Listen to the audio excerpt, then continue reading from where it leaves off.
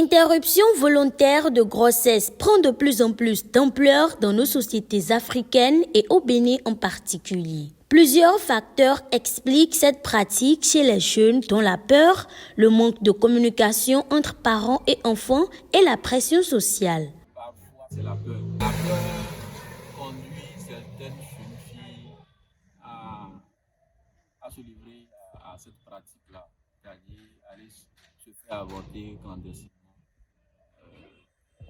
Il y aura les risques.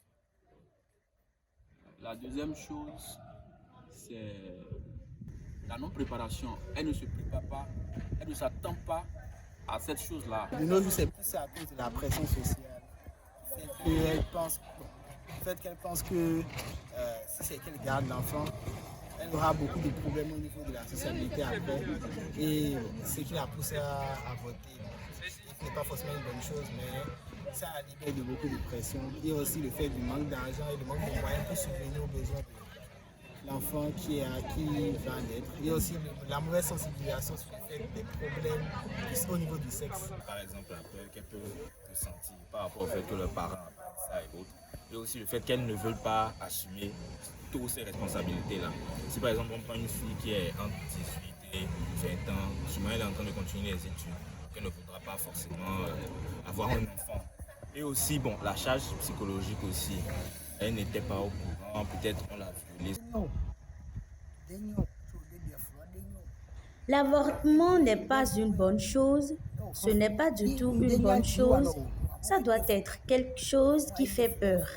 Elles savent qu'elles ont peur et elles vont vers la chose et ensuite l'avorter. Pour d'autres, la grossesse se contracte après le mariage. Une jeune fille qui n'est pas encore mariée, qui est tombée enceinte, il y a la honte sociale, il y a la honte religieuse et il y a la honte familiale. La honte familiale parce que dans la famille, on est en train d'éduquer la fille pour qu'elle puisse se marier un jour et avoir son mari pour avoir les bébés dans les mariages. Mais là, si cette fille-là tombe enceinte avant le mariage, toute la famille sera dévoilée sur lui. Ça, c'est un.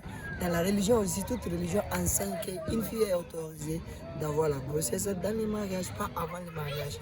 Nombreuses sont les raisons qui expliquent ce phénomène. Je dirais que d'abord, c'est parti d'un problème d'éducation à la base. Parce que l'éducation sociale dans nos contextes socio-culturels n'est pas du tout facile.